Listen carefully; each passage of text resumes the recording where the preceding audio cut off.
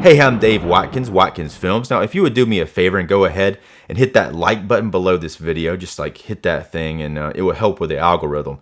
Now, over the last week or so, I've been trying to do some video reviews of films that take place on or around Thanksgiving. I've done about 4 of them so far. I did one on Planes, Trains, and Automobiles, the Eli Roth Thanksgiving from 2023. Also did Home for the Holidays and The Humans.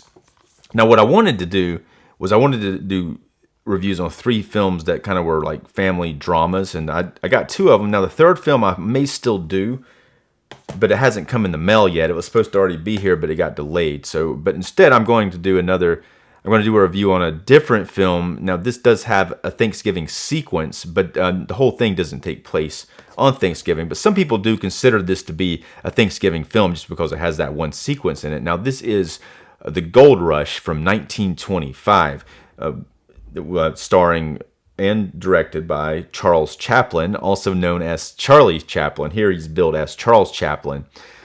Also, he plays the character that most people know as the Tramp, though he's billed here, the character's name is the Lone Prospector. Now, this is a Blu-ray version of the film. It was released by the Criterion Collection, and it does have 2 versions of the film on it. It has a 1925 version, which is a silent film, and it also has a 1942 re-edited version that Charlie Chaplin went back and he re-edited the film. He rearranged some sequences, he took out some sequences, and most impressively, he added some narration, and he added new dialogue and music and sound effects. So he preferred the 1942 version because of all that. And it's an easier one to watch. And when you put the disc in, for this collection, the 1942 one is the one that pops up first. Usually when I see that, I'll watch that one first. Now, I did watch both versions of the film. I watched that one, and I did look at the silent film, and I watched most of the silent film as well, and I'm going to talk about that here and compare them here in just a bit. And the silent film is longer than the 1942 one with the dialogue in it. So this is my first time watching this film, and really it's my first time watching any film with Charlie Chaplin in it.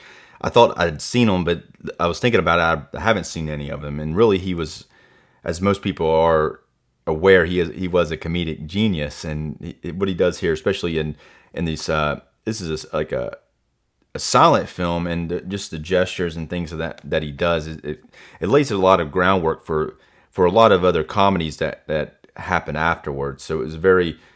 What he does in this film, it really lays that groundwork down, and it's pretty hilarious even still today, and it's fairly impressive.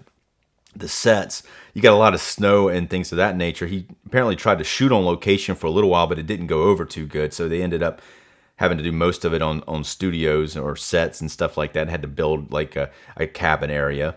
As far as the plot of the film, Charlie Chaplin plays the lone prospector. It's kind of a different variation of his Tramp character, but he's a prospector he's in Alaska during the Klondike Gold Rush, and he's looking for gold. There's a second prospector out who finds gold nearby. His name's Big Jim, and it cuts to him, and he finds the gold. He finds this gold area. Meanwhile, a storm's coming, a very nasty, dangerous storm, and they have to find shelter. And there is a cabin in the middle of this Alaskan snowscape, and there's a fugitive named Black Larson. He's hanging out in the cabin by himself, but Charlie Chaplin's character, the Tramp or whatnot, comes into the cabin, and he comes in and he sees there's a dog there.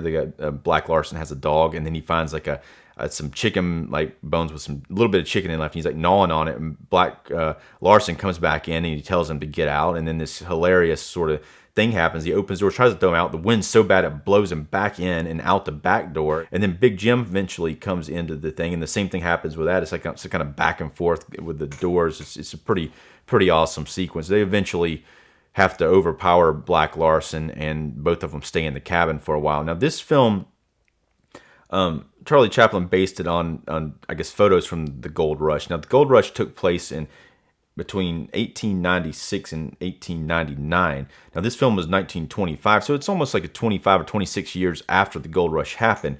Now, the Gold Rush happened when Charlie Chaplin was an infant, pretty much, but it was pretty close to when he was alive. So he was able to draw back from people's experiences from that. And then it's a pretty impressive shot near the beginning of it where he recreated a bunch of Klondike Gold Rush people coming up this big line up a mountain. And so that was apparently a very, very challenging shot to get. Had to have a lot of extras for it. But he also based it on the Donner Party, who eventually had to resort to cannibalism after they were trapped in Sierra Nevada during a snowstorm. And what happens, and this is how the Thanksgiving part happens, they eventually, Black Larson goes out to try to find some more food. So it's Big Jim and Charlie Chaplin. They're inside of the cabin, and it's Thanksgiving. So what they end up doing is they take Charlie Chaplin's character's shoe and they boil it and they eat the shoe. Now, there's a large part of the rest of the film where he doesn't have a shoe on, and he has to kind of wrap it up with like bags or whatnot. But they eat a shoe. They share it. Like Big Jim eats the top part, and Charlie Chaplin's character eats the bottom part. And I don't know, it doesn't look very appetizing. It's pretty rough, I would assume. But that's the Thanksgiving part. And eventually they become so hungry that Big Jim starts imagining that Charlie Chaplin's character, the lone prospector, is a chicken, and he ends up trying to kill him and eat him. But luckily, it kind of plays it for comedy. It doesn't get too ridiculously dark. The film is set. It kind of has three different parts to it. That part in the cabin, and then the second part after they get out of the cabin. They get separated, and Big Jim gets knocked out. And when he wakes back up, he kind of has like an amnesia, and he's wandering around, and he doesn't remember where the gold is.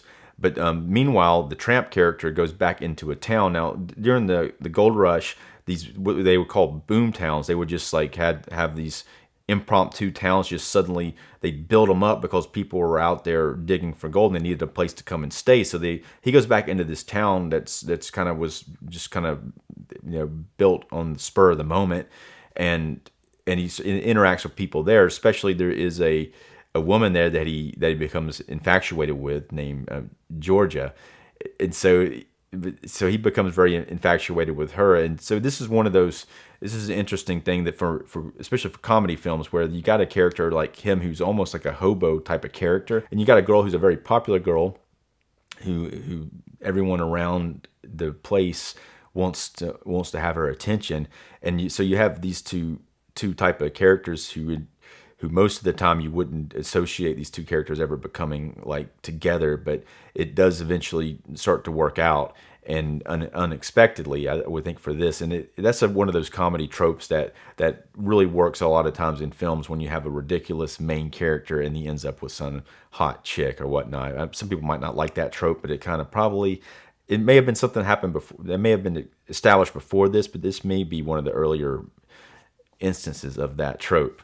So the middle part deals with that, and then eventually Big Jim comes back and finds the tramp, and then he needs him to help him find the gold, and then eventually they get the gold, and they become one of those rags to riches thing, and then they both become rich. And then the last part deals with that. Now, I really ended up enjoying this film. I think it's quite fantastic. Now, for those who haven't seen it, it is obviously black and white. It is shot with kind of 4:3 because you got the black bars on the side, so that's something you have to get used to. And if you watch the silent version, you have to watch it silently. Now, the interesting thing about it for me, after watching the one with sound, some of the narration is kind of funny. It all talks like this. Here it is, the gold rush in Alaska in 1899. Something like that. So it's kind of that the narration goes by pretty quick. So sometimes you don't really retain what they're saying. But when you're reading in the silent version, when you read those cards, a lot of it makes more sense quicker, and you're able to enjoy the comedy more. And it's interesting the way that it actually works really well in the silent version without even having all this extra stuff. Now, the silent version is unique here because the 1942 version was the one that was more commonly preserved. Now, the earlier version, it wasn't preserved as they went on, so they were able to get the later one, the 1942 talkie version. They were able to get that one in a better state because some of the scenes had been changed, and they had kind of to restore, which they did here, to restore the older version. They had to go back and redo the cards, and some of the footage that they found is not of the same quality as the 1942 version. So some of the footage in the silent one, it doesn't look as good as the original one. Now, as far as the way that it does look, it is Blu-ray, but at the same time, it looks pretty good, especially for a movie this old. It looks pretty damn impressive. I think it was preserved very well. Now they probably did a substantial amount of restoration and cleanup on it, because the blacks look very nice, and I don't see a lot of anomalies within the film itself, or the hairs, or it's like what happens after a while when the film gets old and it starts to have too much grain or whatnot. I don't see that too much here. It actually looks pretty good considering its age. Let's take a quick look at what's here for this Criterion release. Now, I was able to retain the sticker. I've been having some issues.